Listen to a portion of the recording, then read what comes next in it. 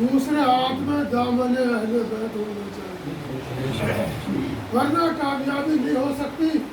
اور قرآن اور اہل بیت کا ساتھ ہی ایسا ہے کہ نہ قرآن اہل بیت کے بغیر سمجھ میں آئے گا، نہ اہل بیت قرآن کے بغیر سمجھ میں آئے گی۔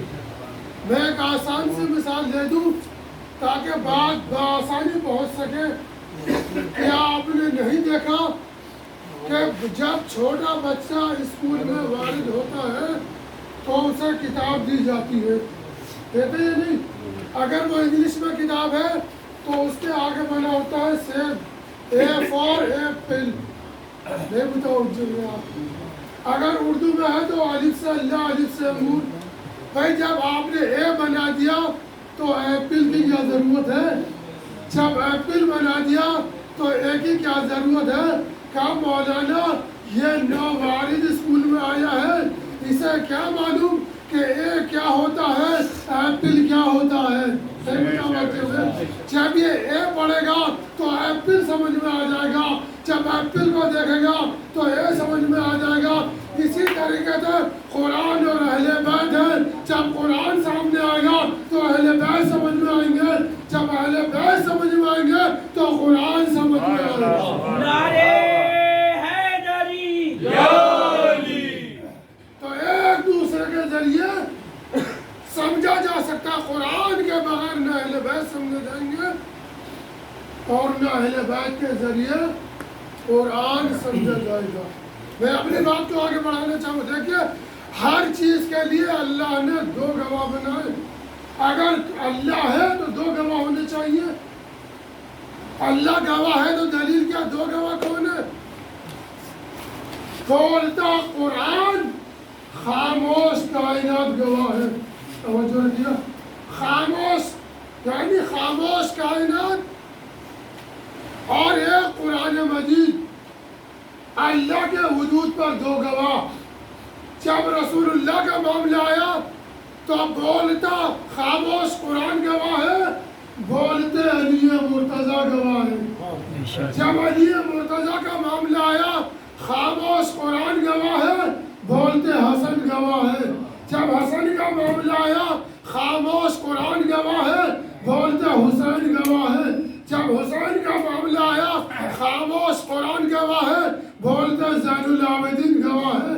جب زین العابدین کا معاملہ آیا بولتے باقر گواہ ہے، خاموش قرآن گواہ ہے۔ جب محمد باقر کا مسئلہ آیا بولتے امام صادق گواہ ہے، خاموش قرآن گواہ ہے۔ جب امام صادق کا مرحلہ آیا تو بولتے موسیٰ کاظم گواہ ہے، خاموش قرآن گواہ ہے۔ جب موسیٰ کاظم کا مرحلہ آیا بولتے علی رضا گواہ ہے، خاموش قرآن گواہ ہے۔ جب علی رضا کا معاملہ آیا بولتے محمد تقی گواہ ہے، خاموش قرآن گواہ ہے۔ جب محمد تقی کا مرحلہ آیا بولتے علی نقی گواہ ہے، خاموش قرآن گواہ ہے۔ جب علی نقی کا معاملہ آیا بولتے حسن عسکری گواہ ہے، خاموش قرآن گواہ ہے۔ جب امام حسن عسکری کا مرحلہ آیا تو بولتے امام مہدی گواہ ہے، خاموش قرآن گواہ ہے۔ جب 12ویں کا مرحلہ آیا تو خاموش قرآن تو گواہ ہے، اب دوسرا کون بولے گا؟ توجہ، اللہ آواز دے گا۔ اسی بات کے پیش نظر ہم نے عیسیٰ کو اٹھا کے رکھا ہے۔ جب گواہی کا مسئلہ آئے گا خاموش قرآن گواہ ہوگا، بولتے عیسیٰ گواہ۔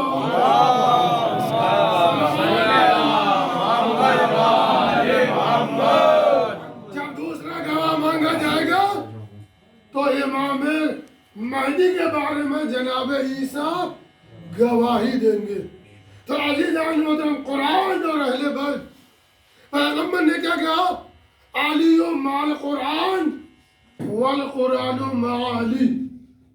علی قرآن کے ساتھ ہے، قرآن علی کے ساتھ ہے، مگر ایک بڑا فرق ہے علی اور قرآن میں۔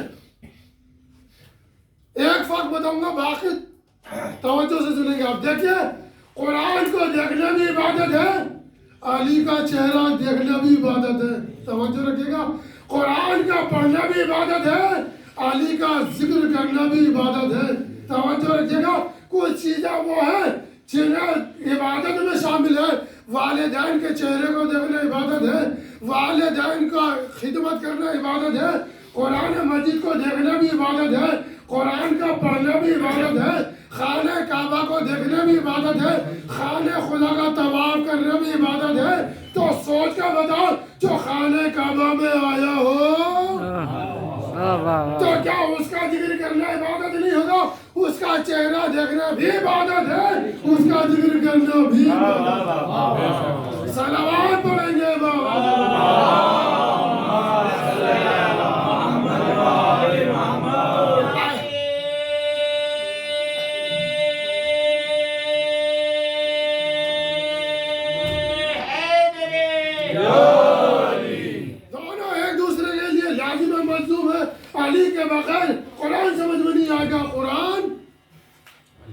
کہ بغیر علی سمجھ میں نہیں آئے گا، مگر بڑا فرق ہے قرآن میں اور علی میں۔ قرآن کہاں آیا؟ قلب پیغمبر پر آیا نہیں آیا؟ علی کہاں ہے؟ خانہ کعبہ میں ولادت کے بعد جب پہلی آنکھ کھولی ہے تو دستہ رسالت پر کھولی ہے۔ جب علی نے آنکھیں کھولی تو سب سے پہلے نبی کا چہرہ دیکھا۔ نبی نے کیا کہا؟ اے علی، تم نے اپنی آنکھوں کے لیے میرا انتخاب کیا، میں نے اپنے علم کے لیے تمہارا انتخاب کیا، میں نے تمہارا انتخاب کیا۔ تو علی بھی دستہ رسالت پر اور قرآن بھی دستہ رسالت پر آیا، مگر بڑا فرق یہ ہے آپ زندگی بھر قرآن قرآن کہتے رہیے، جب تک پڑھیں گے نہیں ثواب ملنے والا نہیں ہے۔ چاہے 1 آیت پڑھیں، چاہے 10 آیت پڑھیں، چاہے 100 آیت پڑھیں، پڑھیں گے تو ثواب ملے گا۔ قرآن قرآن کہنے سے ثواب نہیں ملتا۔ یہ خاصیت علی کی ہے، جتنی مرتبہ علی کہو گے اتنی مرتبہ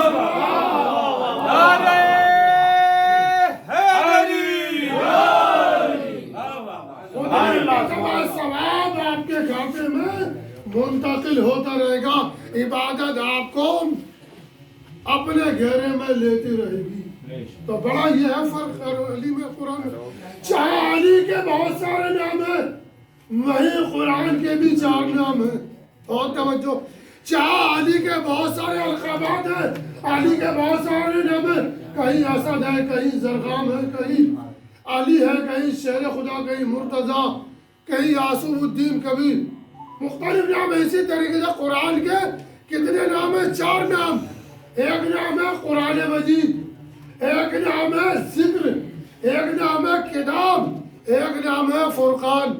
مگر یاد رکھیے گا قرآن کے علاوہ ذکر، کتاب، فرقان یہ دوسری کتابوں کے لیے بھی استعمال ہوا ہے، لیکن لفظ قرآن جو ہے وہ صرف قرآن کے لیے استعمال ہوا ہے، دوسری کتابوں کے لیے استعمال نہیں ہوا۔ مگر مرحلہ یہ ہے، توریت آئی تو اللہ نے کوئی ذمہ داری نہیں لی، زبور آئی تو اللہ نے کوئی ذمہ داری نہیں لی، انجیل آئی تو اللہ نے کوئی ذمہ داری نہیں لی۔ جب قرآن آیا تو اللہ نے فوراً کہا اِنَّا نَحْنُ نَزَّلْنَا الذِّكْرَ وَإِنَّا لَهُ لَحَافِظُونَ، ہم نے اسے نازل کیا ہے، ہم ہی اس کی حفاظت کریں گے۔ ہم نے نازل کیا، ہم بھی حفاظت کریں گے۔ پروردگار توریت کو تو نے بھیجا، زبور کو تو نے بھیجا، انجیل کو تو نے بھیجا، تو نے تینوں کی ذمہ داری نہیں لی ہے، چوتھے کی ذمہ داری لے رہا ہے۔ اللہ وعدے گا ایک کے بعد ایک کتاب آنی تھی، ایک کے بعد ایک کتاب آنی تھی، لیکن قرآن کے بعد کوئی قیامت تک کتاب آنے والی نہیں ہے۔ اب کوئی کتاب نہیں آئے گی، اس لیے ہم نے اس کے ذمہ داری لی ہے۔ میں اس کو اس طریقے سے وعدہ کروں کہ جبراً کبھی ایک خلیفہ بنا، کبھی دوسرا خلیفہ بنا، کبھی تیسرا خلیفہ بنا۔ جب پہلا واصل جہنم ہوا تو اس نے جو ہے دوسرا آیا تو پہلے کے قانون کو ختم کر دیا۔ اس لیے جب پہلا آیا تھا تو ان نے قرآن کو پتہ پوچھ ڈالا، سنت پیغمبر کو پتہ پوچھ ڈالا، اپنی منمانی چلائی۔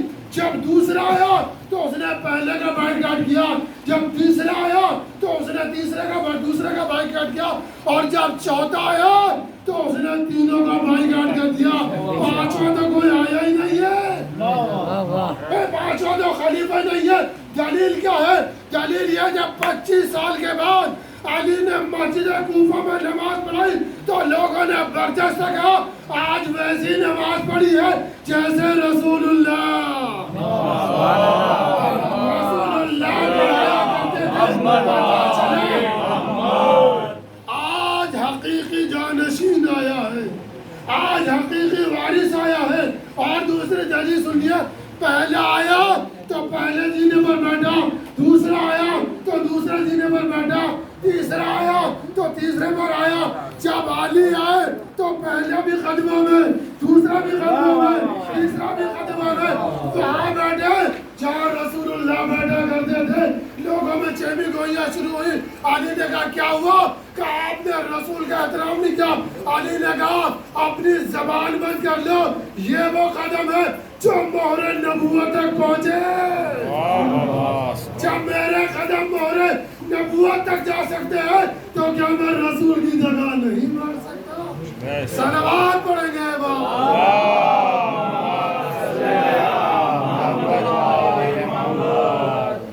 یعنی بتانے چاہ رہے آج حقیقی وارث پیغمبر آیا ہے، تو یہ ہے علی کا مقام۔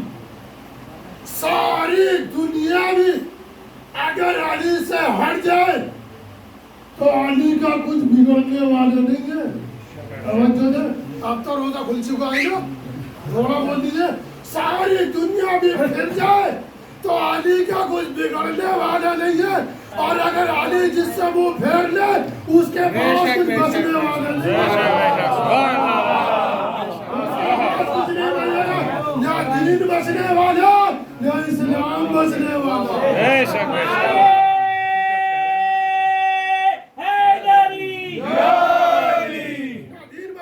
اسلام بچے گا، بلکہ اس کے آگے بات طاہر القادری سے یہ سوال کیا گیا کہ تینوں خلیفہ میں اور علی ابن ابی طالب میں کیا فرق ہے؟ طاہر القادری نے کہا کہ یہ بات اکیلے میں پوچھنے کی نہیں ہوتی ہے، اس کا جواب مجمع عام میں دیا جائے گا۔ جب وہ مجلس پڑھنے پہنچے تو لوگوں نے سوال رکھا کہ آپ نے اس دن کہا تھا کہ یہ بات سوال تنہائی میں نہیں ہوتا۔ کہا سنو، علی میں اور تینوں خلیفہ میں بس فرق اتنا ہے، اگر وہ تینوں نماز نہ پڑھے تو دین سے خارج ہو جائیں گے۔ وہ تینوں نماز نہ پڑھے تو اسلام سے خارج ہو جائیں گے۔ علی نماز چھوڑ جائے تو خدا کہلائے جائیں گے۔ نماز پڑھتے ہیں جب تک خدا مانے، اگر نہیں پڑھتے تو کیا کچھ نہ مانتے تھے۔ صلوات پڑھیں گے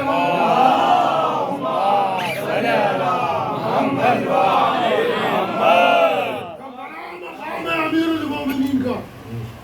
اسی علی کے بارے میں علماء اہل سنت نے لکھا کہ مولا متقیان نے فرمایا علمنی رسول اللہ زبطن زبطا، مجھے رسول اللہ نے ایسا علم دیا جیسے پرندہ اپنے بچے کو دانا دیتا ہے۔ جیسے دانا دیتا ہے، آپ نے غور ہی نہیں کیا۔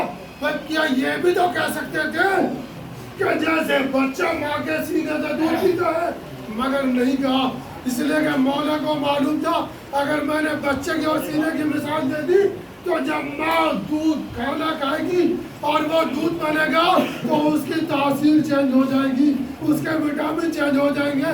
لہذا بچہ کو پرندہ جیسے بھی دیتا ہے وہ جیسا لاتا ہے اٹھا کے ویسا ہی دیتا ہے۔ یہ اس بات کی دلیل ہے اللہ نے جیسے نبی کو دیا، نبی نے بغیر چینجی کے سب علی کے سینے میں منتقل کر دیا۔ سارا علم علی کے سینے میں منتقل کر دیا۔ ارے یہ وہی تو علم تھا جو علی کوفہ کے منبر پر بیٹھ کے کہتے تھے سلونی سلونی قبل ان تفقدونی، جو چاہو سوال کرو اس سے پہلے کہ میں تمہارے درمیان سے چلا جاؤں۔ حقیقی ترجمہ یہ ہے کہ اس سے پہلے کہ تم مجھے کھو دو، یہ تو محاورہ ترجمہ ہے کہ میں تمہارے درمیان سے چلے جاؤں۔ مائک نہیں چل جائے کیا؟ ایک صلوات پڑھے بابا سے بلو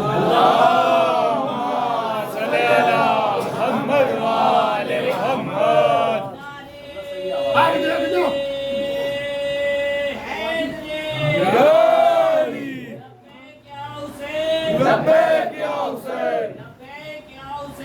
لبیک یا حسین، لبیک یا حسین،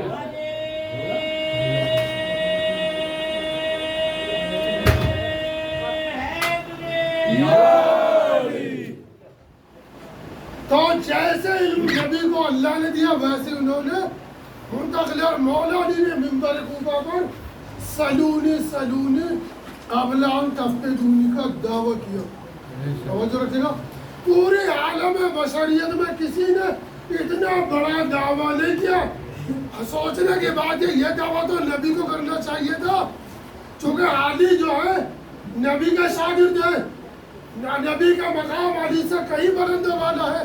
اب سوال کا جواب یہ ہے، جس کا شاگرد اتنا پڑھا لکھا ہو اس کا استاد کس منزل علم پر ہو؟ اس کا استاد کو کون سمجھ سکتا ہے؟ یہی سے قرآن اور علی کے مطابق دیکھیں، پورے دعوے کے بساط یہ بات کروں، پورا قرآن میں 2 مرتبہ آیت آئی، ان کو فَاسْأَلُوا أَهْلَ الذِّكْرِ إِن كُنتُمْ لَا تَعْلَمُونَ، اگر تم نہیں جانتے تو اہل ذکر سے پوچھو. پورا قرآن میں 2 مرتبہ یہ آیت نازل ہوئی، اور علی نے منبر پر بیٹھ کر سلونی سلونی 2 مرتبہ استعمال کر کے بتایا کہ اب تو سمجھو اہل ذکر سے کون مراد ہے. اہل ذکر سے مراد علی اور نبی، علی اور علی کا گھرانہ ہے، یعنی اہل بیت پیغمبر. جب علی نے یہ دعویٰ کیا، دیکھیے ہر جگہ کچھ موافق ہوتے ہیں کچھ مخالف ہوتے ہیں. اور علی مدین نے بیان کیا، تذکرۃ الخواصہ کے حوالے سے یہ روایت بیان ہوئی ہے، حضرت علی کے بغض میں سبط ابن جوزی نے بھی یہ دعویٰ کیا. ایک صلوات پڑھے بابا، اللہم صلی علی محمد و آل محمد. حضرت علی کے بغض میں سبط ابن جوزی نے بھی یہ دعویٰ کیا. اسی بیٹھے ہوئے مجمع میں کونے میں ایک علی کی چاہنے والی بیٹھی ہوئی تھی، فوراً بھرے مجمع میں ٹوک کے کہا، سبط ابن جوزی یہ سلونی کا دعویٰ صرف علی کے ہونٹوں پر زیب دیتا ہے، علی کے علاوہ کسی کے ہونٹوں پر زیب نہیں دیتا. کہا تم مجھ سے جو چاہو پوچھ لو. کہا یہ کہنا تو آسان ہے مگر جواب بڑا مہنگا پڑ جائے گا. سبط ابن جوزی اپنی جان بچانے کے چکر میں بار بار عورت کو دبانے چاہتا ہے. کہا پوچھو، کہا پوچھو، کہا پوچھو، میں اپنے الفاظ میں کہہ رہا ہوں، خیالات کی دنیا میں کہا پوچھو. کہا اچھا بتاؤ میں کیا پوچھنے والی ہوں. اس لیے کہ علی وہ ہے جو سوال بھی بتاتا ہے جواب بھی بتاتا ہے. سوال بھی بتائے گا، علی جواب بھی بتائے گا. سبط ابن جوزی لاجواب ہو گیا، چونکہ وہ علم غیب نہیں رکھتا تھا. کہا میں کوئی علم غیب رکھتا ہوں؟ کہا اگلا سوال بتاؤ. کیا پوچھوں؟ کہا پوچھو. کہا پوچھوں؟ کہا پوچھو. کہا بتاؤ کیا پوچھنا. کہا یہ بتاؤ تم نے جو امامہ لگا رکھا ہے اس میں کتنے بیچ ہیں؟ اس میں جو پٹیاں لگی ہوئی ہے یہ کتنی پٹیاں ہیں؟ سبط ابن جوزی لاجواب ہو گیا. اما یہ تو وہ ہے جسے تم نے بنایا، جسے تم نے بنایا، جب اس کی تمہیں خبر نہیں جسے خدا نے بنایا ہو اس کے بارے میں تمہیں کیا خبر ہوگی. سبط ابن جوزی لاجواب ہو گیا. اس کے بعد خیالات کی دنیا میں اگلا سوال کیا کہ یہ بتاؤ ایک آدمی مدائن میں مرا تو علی نماز جنازہ پڑھانے پہنچ گئے، ایک مدینے میں مرا تو علی نے نماز جنازہ نہیں پڑھائی، اس کی وجہ کیا تھی؟ سبط ابن جوزی لاجواب ہو گیا، اس لیے کہ علی مومن کا نماز جنازہ پڑھائیں گے، کافر کا نہیں پڑھا سکتے. جب سمجھ میں آیا جب مدائن میں مرا وہ مومن تھا، جب مدینے میں مرا تھا وہ لامذہب تھا. صلوات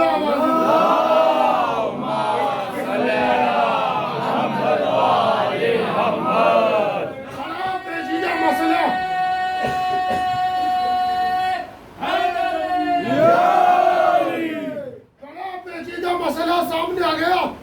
سبط ابن جوزی کو جھونجے لگی، بھرے مجمع میں ایک علی کی چاہنے والی نے ہمیں ذلیل و رسوا کر دیا. غصے میں کیا کہتا ہے، یہ بتاؤ کس کی اجازت سے آئی ہو؟ شوہر کی اجازت سے آئی ہو یا اپنی اجازت سے آئی ہو؟ کیا مطلب؟ کیا شوہر کی اجازت سے آئی ہے تو اس پہ لعنت، اور اپنی مرضی سے آئی ہے تو تجھ پہ لعنت؟ پیغمبر سمت ابن جودی بڑا اچھا فیصلہ کر دیا، بڑا اچھا فیصلہ سنا دیا۔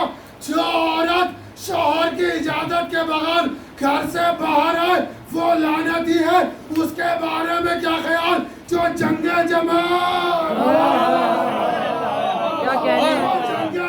میں آئی تھی اس کے بارے میں کیا نظریہ ہے؟ صلوات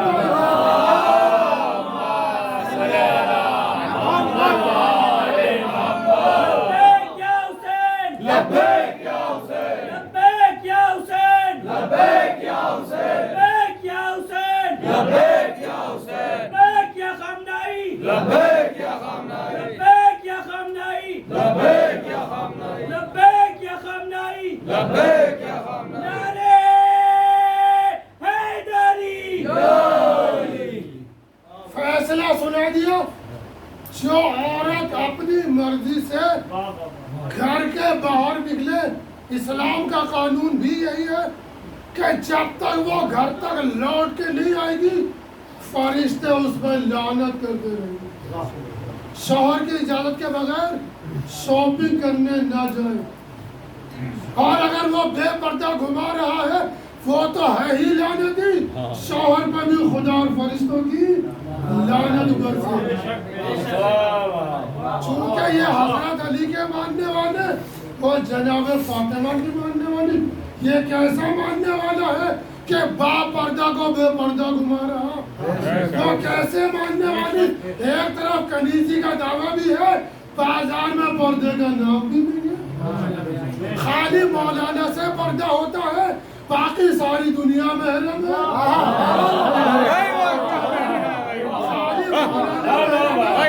آپ نے دیہاتوں میں دیکھا ہوگا مولانا گلی سے گزر جائے تو ساری پردے میں، بازاروں میں سارے رشتہ دار نظر آ رہے ہیں، پردہ دوپٹے کا نام ہی نہیں ہے۔ جبکہ جتنا مولانا سے پردہ ہے اتنا ہی ہر اس سے واجب ہے جس سے نکاح واجب ہے۔ صلوات پڑھیں گے بابا سے۔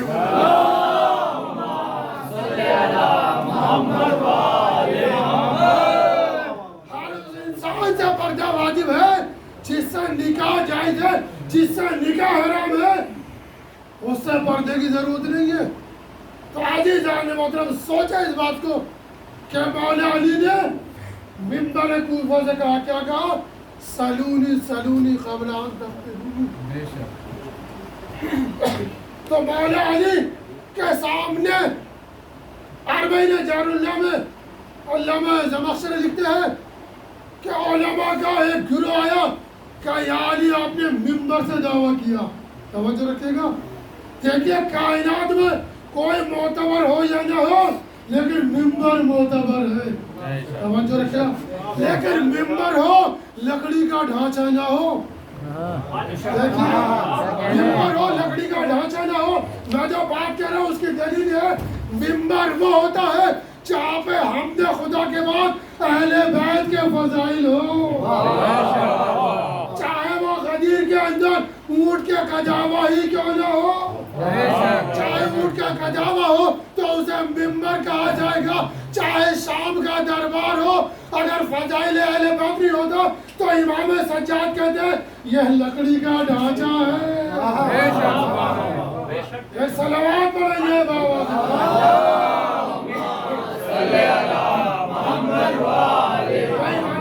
یہی تو کہتا ہوں یزید کے دربار میں جو ممبر تک اجازت ہے کہ میں لکڑی کے ڈھانچے میں چلا جاؤں، تو وہ لکڑی کا ڈھانچہ ممبر اور ہے، لکڑی کا ڈھانچہ ممبر سے مولا کائنات اعلان سلون کیا۔ اور یہ بات بھی رکھے گا، اہل بیت نے مصلحتاً نااہل کو تخت خلافت کو برداشت کیا لیکن ممبر پر نااہل کو کبھی برداشت نہیں کیا۔ کیا آپ نے تاریخ میں نہیں دیکھا کہ کبھی امام حسن نے اتارا، کبھی امام حسین نے اتارا، مسجد میں آکے دیکھا نااہل بیٹھے ہوا، فوراً آگے بڑھ کے کیا کہا، انزل المنبر ابی، میرے باپ کے ممبر سے نیچے اتر آئیے۔ مصلحتاً تخت حکومت میں برداشت کیا ممبر پر نہیں دیکھا جا سکتا۔ علماء کا گروہ ہے، یعنی سوال ایک ہے اور جواب الگ الگ چاہیے۔ آپ نے چونکہ سلونی کا دعویٰ کیا، مولانا نے کہا بتائیے سوال کیا ہے؟ کہ یہ بتائیے علم افضل ہے یا مال؟ مولانا نے کہا علم افضل ہے۔ کہا دلیل کیا ہے؟ کہا دلیل یہ ہے علم جو ہے انبیاء کی میراث ہوتا ہے، مال جو ہے نمرود و فرعون و شداد کی میراث ہوتا ہے۔ توجہ رکھیے گا، بیٹھ جائیے۔ اگلا شخص آیا کہ علم افضل ہے یا مال؟ مولانا نے کہا علم افضل ہے۔ کا دلیل؟ کا دلیل یہ ہے زمانہ گزرنے کے ساتھ مال پرانا ہوتا ہے، علم کبھی پرانا نہیں ہوتا۔ بیٹھ جائیے۔ اگلا شخص آیا، علم افضل ہے یا مال؟ کا علم افضل ہے۔ کا دلیل؟ کا دلیل یہ ہے مال خرچ کرنے سے کم ہوتا ہے، علم خرچ کرنے سے بڑھتا ہے۔ اگلا شخص آیا کہ علم افضل ہے یا مال؟ کا علم افضل۔ کا دلیل؟ کا دلیل یہ ہے صاحب مال کو بخیل کہا جاتا ہے، کنجوس کہا جاتا ہے، صاحب علم کو کریم کہا جاتا ہے۔ صلوات پڑھیں گے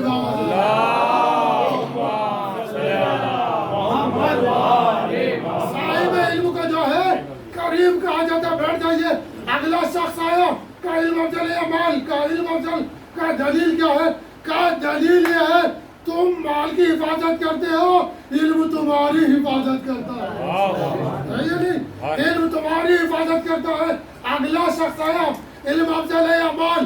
مولانا کا علم افضل ہے۔ دلیل؟ کا دلیل یہ ہے کہ جب باپ دنیا سے جاتا ہے تو مال میں وراثت بڑھتی ہے، علم میں کوئی وراثت نہیں بڑھتی۔ آپ نے کیا دیکھا ہے کہ مال میں تو وراثت بڑھتی ہے، علم میں وراثت نہیں بڑھتی۔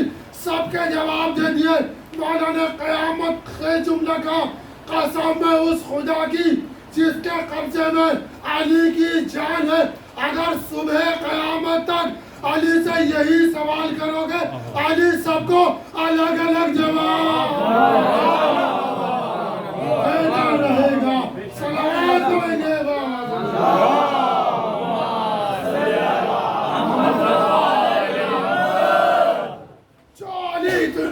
صاحب علم ہو تو اس کا استاد کس عمل پر ہوگا، اس کا استاد منزل کی علم کی کس منزل پر ہوگا؟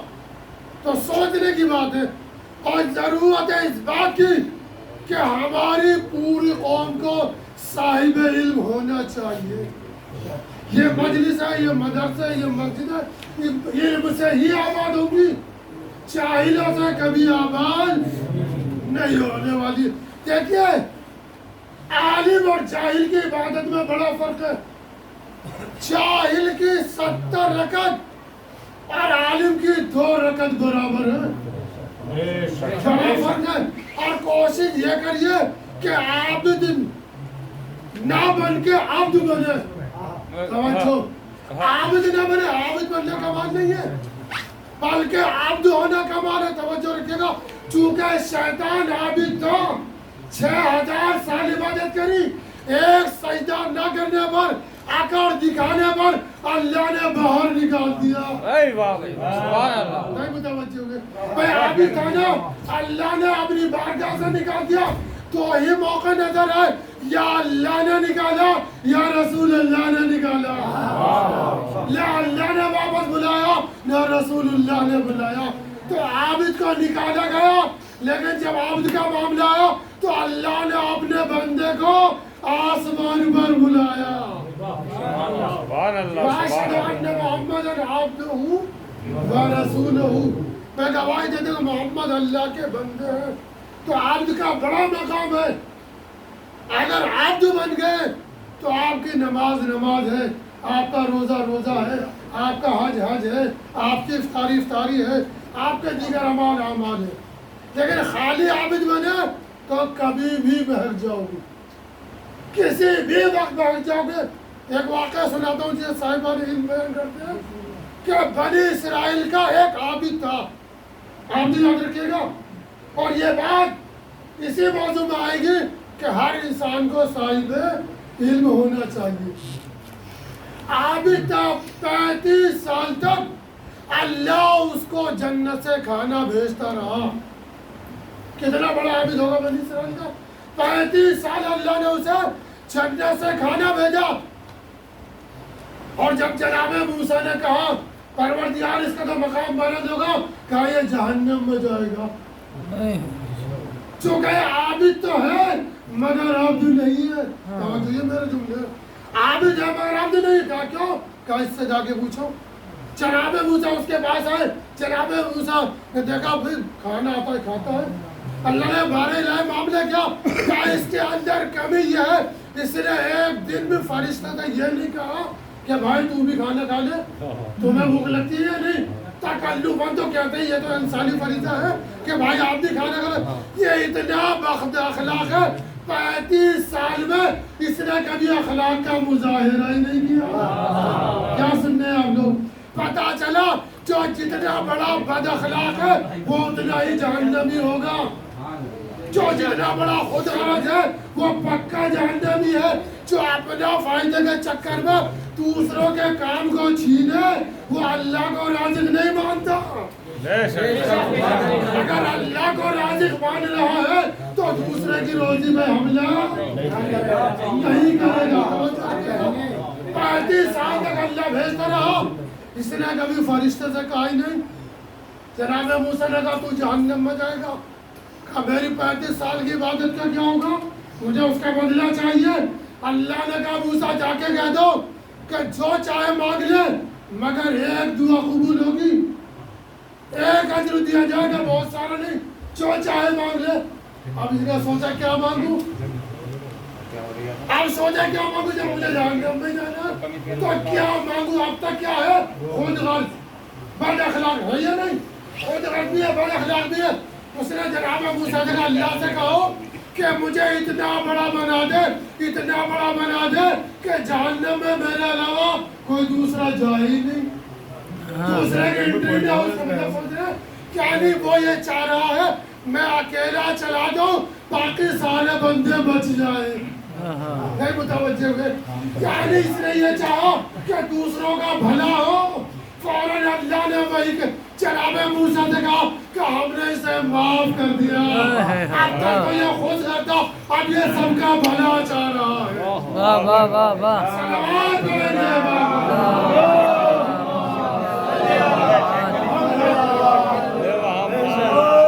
اگر یہ بلند آواز ہے تو ٹھنڈی سلوات پڑھیے گی. اللہم صلی علی محمد بنا دے کہ میرے علاوہ کوئی جہنم میں نہ جائے. تو اس نے لوگوں کا فائدہ سوچا تو اللہ نے کیا کہا کہ ہم نے اس کے گناہ کو معاف کر دیا، اب یہ جنت میں جائے گا. لہٰذا ہمیں سوچنا چاہیے کہ ہم صرف اپنا فائدہ چاہتے ہیں یا سب کا فائدہ چاہتے ہیں. یہ زمینوں میں لڑائی جھگڑا، یہ مینو ڈالوں میں لڑائی جھگڑا، یہ کاروبار میں لڑائی جھگڑا، یہ بھائیوں میں لڑائی جھگڑا، یہ رشتہ داروں میں لڑائی جھگڑا اس بات کی دلیل ہے کہ انسان خود غرض بن چکا ہے. اگر خود غرض نہیں تو دل وسیع ہونا چاہیے، چاہے بھلے ہمارا ہو لیکن دوسروں کو. اگر ہم نے اپنے بھائی کی یا کسی کی ایک بالش زمین ضبط کر لی، پوری زندگی نماز پڑھیے ایک سجدہ بھی قبول نہیں ہوگا. ایک سجدہ بھی قبول نہیں ہوگا. چاہے کھیت مار لیا ہو، چاہے راستہ روک لیا ہو، چاہے مکان پر دیوار بنا لی ہو، آپ کچھ بھی کر لیے، جو کر کے جا رہے ہو مزے دوسرے ماریں گے. چھیننے والا حساب کی لائن میں کھڑا ہوا نظر آئے گا. لہذا علی والے غلط کام نہیں کرتے. اور حضرت علی کو جو قتل کیا گیا اس نے مرثیہ پڑھا جو جانی دشمن تھا. کون؟ امیر شام. اس نے کیا کہا؟ حضرت علی شدت عدل کی وجہ سے قتل کیے گئے. دیکھیں اپنے تو اپنوں کے فضائل پڑھتے ہیں. فضائل جب ہے جب خون کے پیاسے پڑھیں. وہ فضائل ہے. ایک صلوات پڑھیں گے بابا. اللہم صلی علی محمد وآل محمد. جانی دشمن فضائل پڑھے تب ہے کہ ہاں یہ فضل ہے، ورنہ اپنے تو اپنوں کے بڑھتے ایک مرتبہ جنگ صفین کا موقع نہر کے جب تک معاویہ کے سپاہیوں کا پہرا نہر پر رہا انہوں نے علی والوں کو پانی نہیں دیا. انہوں نے علی کا سر حملہ کر کے دریا قبضے میں لے لیا جائے. کہا ٹھیک ہے، حملہ کیا، دریا لے لیا، مگر علی والوں نے کبھی پانی بند نہیں کیا. لیکن جب تک اسلام کے مخالف پارٹی کا قبضہ رہا پانی کی اجازت نہیں تھی. امیر شام کا یہ کہنا تھا کہ اگر میرا بیٹا کہے تو پانی دینا، علی کے لشکر کو انہیں نہیں دینا. ادھر امیر المومنین نے مالک اشتر سے کہا جاؤ پانی لے کر آؤ. نہر پر گئے، پانی بھر کے لے آئے. اب اسے امیر شام کا پتہ چلا کہ ہم نے تو پہرا لگا رکھا تھا کہ میرے بیٹے کی اجازت کے بغیر پانی نہیں دینا.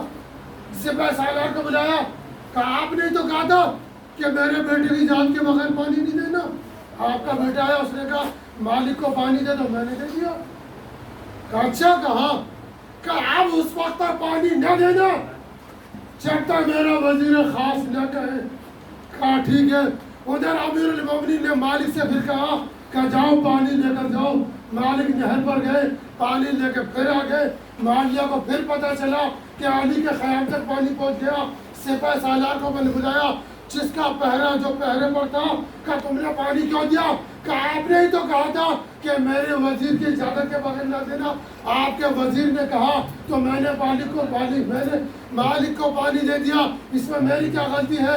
معاویہ نے کہا ٹھیک ہے، آپ اس کو پانی دینا جس کے پاس میری انگوٹھی ہو، اس کے علاوہ پانی نہ دینا. ادھر اس نے یہ حکم جاری کیا. ادھر علی نے پھر مالک سے کہا مالک ذرا پانی لے کر آؤ. مالک پھر گئے، پانی لے کر واپس آ گئے. معاویہ کو پھر پتہ چلا کہ علی کے خیام میں پانی پہنچ گیا. اس نے سپہ سالار کو بلایا، کہا تم نے پانی کیوں دیا؟ کہا آپ نے تو کہا تھا جس کے پاس میری انگوٹھی ہو اس کو پانی دے دینا. اب جو معاویہ نے ہاتھ دیکھا تو انگوٹھی غائب تھی. انگوٹھی غائب تھی.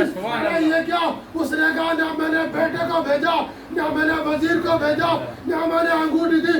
یہ صرف علی کے معجزات تھے جو پانی علی کے خیام تک پہنچ رہا تھا.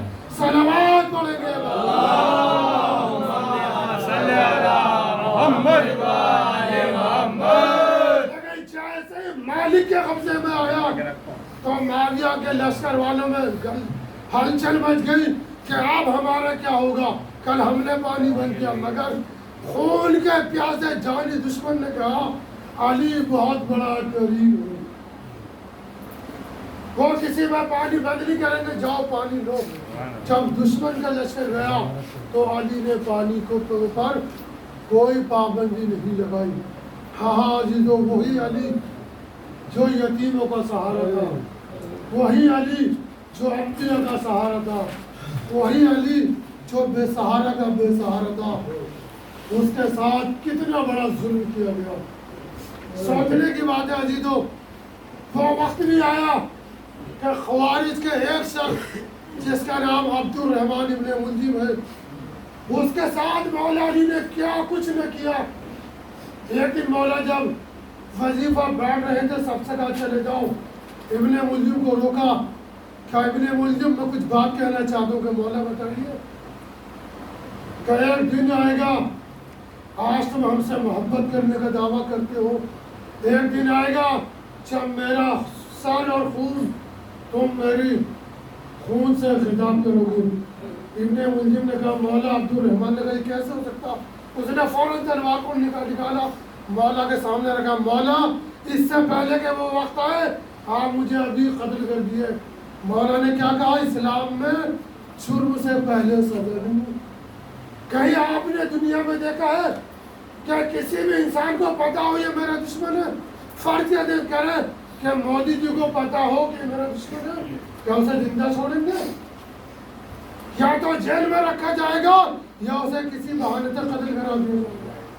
لیکن علی کو پتہ ہونے کے باوجود بھی کوئی نہ جیل ہے، نہ کوئی زندان ہے، نہ کوئی سختی ہے۔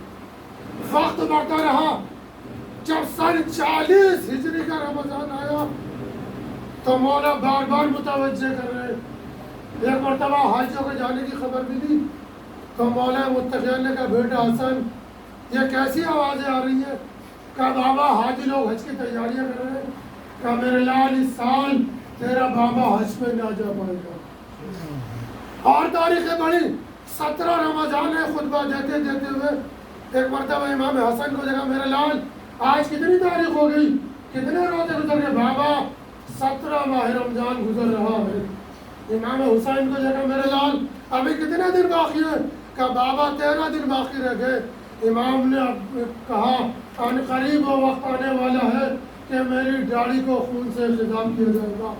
یعنی مولا متقیان بار بار اپنی خبر شہادت دے رہے ہیں۔ تاریخ اسلام بتاتی ہے کہ جب 18 رمضان جو رات گزری کل گزر گئی تھی، 18 رمضان آئی، مولا کا افطار جناب ام کلثوم کے یہاں تھا، اور جناب ام کلثوم 4 کی 2 روٹیاں دودھ اور نمک لے کر آئی۔ مولا نے جیسے کھانے کو دیکھا کہا میرے لال کبھی تو نے دیکھا ہے تیرے بابا نے ایک وقت میں کہے میں زیادہ استعمال کیا ہو؟ جناب ام کلثوم نے نمک کو ہٹانا چاہا، مولا نے کہا نہیں یہ دودھ ہٹا دیا جائے۔ مولا کی رغبت نمک میں دیکھی، جناب ام کلثوم نے نمک روٹی چھوڑ دیا، مولا نے اس سے افطار کر لیا اور مصلی عبادت پر آ گئے۔ تاریخ کے علماء کہتے ہیں جب جناب اویس کو پتہ چلا، جناب ایک صحابی پیغمبر کو مولا علی کے چاہنے والے کو پتہ چلا کہ مولا کی خبر شہادت ہے، مولا کو آج رات زخمی کیا جائے گا، وہ پورا لشکر لے کر گھر پہنچ گیا، پورا علی کے گھر کا محاصرہ کر دیا۔ مولا نے کہا ہم سے محبت کرتے ہو تو حکم یہ ہے کہ اپنے لشکر کے ساتھ گھر واپس چلے جاؤ۔ مولا نے چاہنے والے کو واپس لوٹا دیا، چونکہ علی اپنی شہادت سے واقف تھے۔ رات کا سناٹا شروع ہوا، تاریخ یہ سب بڑھتی چلی گئی۔ مولا کبھی آسمان کی طرف دیکھتے ہیں، کبھی حجرے میں آتے ہیں، کبھی سورہ یاسین کی تلاوت کرتے ہیں۔ ایک مرتبہ جناب ام کلثوم نے دیکھا کہ میں نے پوری رات بابا کو بے چینی کے عالم میں دیکھا، میں نے اپنے باپ کو اتنا کبھی پریشان نہیں دیکھا تھا۔ میں نے کہا بابا خیریت تو ہے، یہ بار بار آسمان کی طرف کیوں دیکھتے ہیں؟ یہ آپ کلمہ استرجاع انا للہ و انا الیہ راجعون کیوں پڑھتے ہیں عزیزو؟ آپ جو ہے عاشقان علی ہے، ہمارے یہاں کا اصول یہ ہے جب کسی کے یہاں شہادت ہوتی ہے تو اس کے بیٹے کو غصہ دیتے ہیں۔ آج علی کا بیٹا پردے غیب میں اپنے جن پر گنجیا گنا ہے، اپنے جن کا غم بنا رہا ہے۔ عزیزو مولا علی کی شہادت کے وقت آ رہے، دل کھول کے پوچھا علی دیکھیے عزیزو آج کی شب جو ہے جام اعمال امام زمانہ تک پہنچایا جاتا ہے۔ اب آپ جانے امام زمانہ جانے کیسے غصہ دینا ہے؟ ہاں عزیزو یاد کرو بابا، ایک مرتبہ علی باہر آئے، صاحبان علم کہتے ہیں علی نے آسمان کی طرف ایک تارے کو دیکھا، ایک مرتبہ کہا یہ وہی تارا ہے، ارے یہ وہی رات ہے جس کا مجھ سے وعدہ لیا گیا تھا۔ جب نصف شب گزر گئی، علی نے کمر میں پٹا باندھا، گھر سے باہر نکلنا چاہتے ہیں، گھر میں پلی ہوئی بطخیں آگے بڑھی، اپنی زبان میں نہا شروع کیا۔ علی نے آواز دی، جناب ام کلثوم نے دیکھا یہ کیا منظر ہے؟ کہا ام کلثوم یہ بے زبان جانور ہے، ان کا خیال رکھنا، انہیں وقت پر آب و دانہ دینا، اگر میسر نہ ہو تو انہیں آزاد کر دینا۔ میں کہوں مولا آپ کو بے جوان کا اتنا خیال، سرائے کربلا میں آئیے، شب عاشور ہے، خیام حسینی سے اللہ تاش کی آوازیں بلند ہو رہی ہے۔ اشرف اللہ عزیز آگے بڑھے، دروازے میں پہنچے، دروازہ روک رہا ہے، زنجیریں پڑی ہوئی ہے۔ علی نے دروازے کو کھولا، جیسے قدم سے گھر سے باہر قدم رکھا، ایک جملہ کہا پروردگار موت کو مبارک قرار دینا، परवरदिगार अपनी मुलाकात को मेरे लिए आसान कर देना। इतना कहना था उधर अली मस्जिद की तरफ चले, इधर उम्मे कुलसूम ने घर छोड़ा, भैया हसन के पास पहुंची, क्या देखा इमाम हसन नमाज में मशगूल है। जैसे नियत खोली कहा भैया बाबा शहादत की कबूल बाबा, अरे शहादत की खबर घर से मस्जिद की तरफ बढ़े हैं। हसन आगे बढ़े, क्या देखा बाबा अभी राह में है। मस्जिद ने बोले बाबा अभी तो बहुत रात बाकी है, अभी तो काफी रात बाकी है। कमर लाल आज जल्दी जाना है। क्या बाबा मैं भी आपके साथ चलूं? कहा नहीं मेरे लाल, तुझे मेरा हक का वास्ता, तू घर वापस लौट जा। हसन वापस आ गए, अली मस्जिद में आए, नमाज पढ़ने वालों को, इबादत करने वालों को सबको उठाया। इब्ने मुल्जिम के करीब आए, उससे कहा ये नमाज सुबह का वक्त है, ये नमाज का वक्त है। और अली ने उठाना चाहा और ये भी बताया तू जिस इरादे से आया है मैं पहले से जानता हूँ। अली का आखिरी वक्त का ये पैगाम है, अगर मेरा दुश्मन भी है तब भी मैं बेनमाजी पसंद नहीं कर सकता। अली ने आजान कही, अल्लाहु अकबर। आज़ीज़ और तारीख यही तो आजान कभी नहीं बुलाई जा सकती। 40 हिजरी की आजान जो अली ने मस्जिद कूफा में कही, 1 हिजरी की आजान जो अली अकबर ने करबला में कही थी। ये जो आजान कभी नहीं बुलाई जा सकती। आज़ीज़ और आजान के बाद अली मुसल्ले इबादत पर आए, नमाज में मशगूल थे। चाहते सजदे से सर उठाया, जालिम ने तलवार लगाई, मस्जिद के दरों दीवार हिलने लगे। अली ने कहा फुज़् रब्बिल काबा, रब्बिल काबा की कसम मैं कामयाब हो गया। बिस्मिल्लाह व बिल्लाह व अला मिल्लत रसूलुल्लाह। खून मस्जिद कूफा की ज़मीन खून से रंगीन हो रही है। जिब्रील ने वसिया पढ़ा, लक़द तहक्कमत वल्लाह अरकानुल हुदा, कसम खुदा की हिदायत के हिदारे मुनादिम हो गए। क़ुतिल अलीयुल मुर्तज़ा, अली मुर्तज़ा कत्ल कर दिए गए। इस आवाज़ का सुनना था सारा कूफा मस्जिद की तरफ दौड़ पड़ा। वालिया वालिया की आवाज़ें बुलंद है। इमाम हसन हुसैन क्या देखा बाप इमाम हसन आगे बढ़े, हे बाबा ये बेअदबी किसने की है? इमाम ने कहा मेरे लाल वो अभी आएगा, तुम नमाज पढ़ाओ, हम बैठे बैठे नमाज पढ़ेंगे। अली बता रहे हैं हमारा काम बाद में करना, नमाज को तरजीह देना। लो अजीजों, इमाम हसन ने नमाज पढ़ाई। अली के पास चारे वालों का जम्मे गफीर लगा हुआ है। एक मरतबा गरीब को लाया गया, अली को लटाया गया। जैसे घर के करीब पहुंचे, अली ने हसन ने कहा मेरे लाल चारे वालों से कहो, चाहने वालों से कहो कि अपने अपने घरों को लौट जाए। इमाम हसन ने कहा बाबा ये तो हमारे रब में गिरिया गुनाह है, ये तो हमारे रब में है। कहा मेरे लाल अली बर्दाश्त नहीं कर सकता अली की बेटियों की आवाज़। के कानों तक पहुंचे।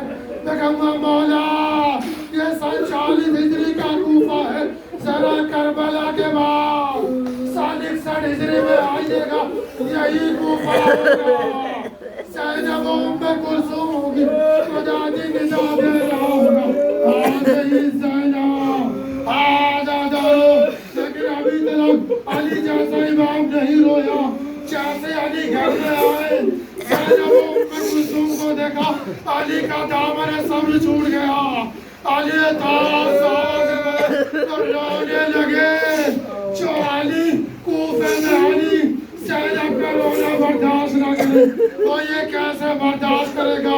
कूफे शाम में अली की बेटियां कशा बकशा बेमखनो चादर भिगाई।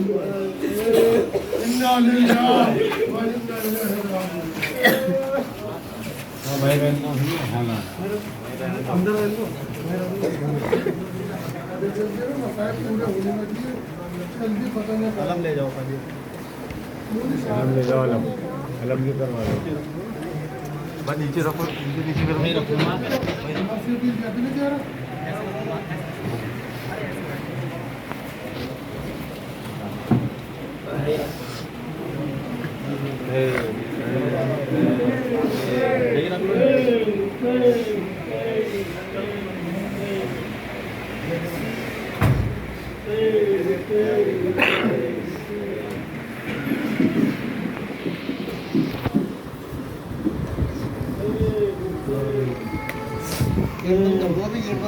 کوفے کی گلیوں میں کوہرام ہے کوفے کی گلیوں میں کوہرام ہے کوفے کی گلیوں میں کوہرام ہے کوفے کی گلیوں میں کوہرام ہے اٹھ گیا باپ کا سر سے سایہ آج زینب یتیم ہو گئی ہائے رے آج زینب یتیم ہو گئی اٹھ گیا باپ کا سر سے سایہ